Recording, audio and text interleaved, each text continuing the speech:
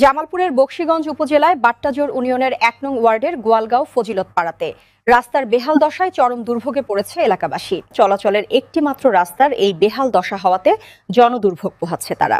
প্রতিনিধি ইমরান আকন্দের প্রতিবেদনে দেখুন বিস্তারিত। একটুখানি বৃষ্টি হলেই রাস্তাটি চলাচলের অযোগ্য হয়ে পড়ে। চরম দুর্ভোগে পড়েছেন ফজিলত পাড়ার ৫০০ থেকে ৭০০ পরিবার। জামালপুরের বকশীগঞ্জ উপজেলায় বাট্টাজোর ইউনিয়নের ১ নং ওয়ার্ডের গোয়ালগাঁও ফজিলত পাড়ায় একটুখানি বৃষ্টি হলেই রাস্তা চলাচলের অযোগ্য হয়ে পড়ে।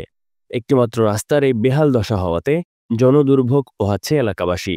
এই সড়ক দিয়ে প্রতিনিয়ত স্কুল কলেজ শিক্ষার্থী, কোমলমতি শিশু ও আবাল বৃদ্ধ বনিতারা যাতায়াত করে।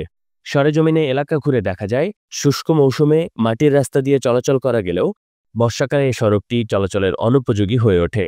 এতে করে ব্যাটারি চালিত অটোরিকশা, ভ্যান ও মোটরসাইকেল আরোহীদের পোহাতে হচ্ছে চরম দুর্ভোগ। রাস্তাঘাটের অবস্থা বেশি ভালো নাই যে আমরা গাড়ি টাড়ি চলাবার পাইতেছি না, মানে কি কমে বে উপায় মধ্যে পড়ে গেছে গে, না যায় উপায় নাই। গাড়ি তার তুল শুদ্ধ পড়া গেছে গা, মেকার কইব গাড়িটা নিয়ে যাবো, কি অবস্থা। এলাকাবাসীর সঙ্গে কথা বললে তারা জানায়, একটু বৃষ্টি হলে বেহাল দশা, মানুষ চলাচলের অনেক কষ্ট হয়। গাড়ি ঘোড়া তো দূরস্থান, আমরা হাইটে যেতেই পারি না। অনেক রোগী অসুস্থ হলে পরে তাদেরকে এখান থেকে পুকসঞ্জ পর্যন্ত নিয়ে যেতে অনেক অসুস্থ হয়ে যায়। গরিব মানুষ আছে, কয়েকটা অটো ব্যান্ডেন আছে, এরা তো চলাচল করতে পারে না। এখন খুব বিশাল সমস্যা হয়ে দাঁড়াইছে।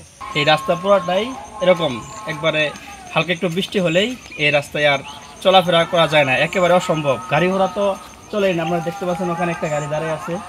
এই রাস্তার জন্য এখানে কোনো গাড়ি চলাচল করা যায় না। আর আমাদের এখানে ছোটো ছোটো ভাইরা, সামনে মাদ্রাসা আছে, স্কুল আছে, স্কুল মাদ্রাসা ছাত্রছাত্রীরা স্কুল ড্রেস পরে আপনার স্কুল কলেজ ঠিক মতো করতে পারতেছে না। এটা দুঃখজনক হয়ে পড়ছে। তাই আমি প্রশাসন মহলের কাছে জোর দাবি জানাচ্ছি, অতি দ্রুত যেন আমাদের এই ফজিলতপাড়া যাওয়া রাস্তাটা অতি দ্রুত যেন সংস্কার করা হয়। মাঝে মধ্যেই এ রাস্তায় ভ্যান গাড়ি, মোটরসাইকেল সহ বিভিন্ন যানবাহন সড়ক দুর্ঘটনার কবলে পড়ে। এ বিষয়ে বকশীগঞ্জ উপজেলা প্রকৌশলী মোহাম্মদ শামসুল হক জানান, পানাতিয়াপাড়া টু ফজিলতপাড়া রাস্তাটির আসলে বেহাল অবস্থা।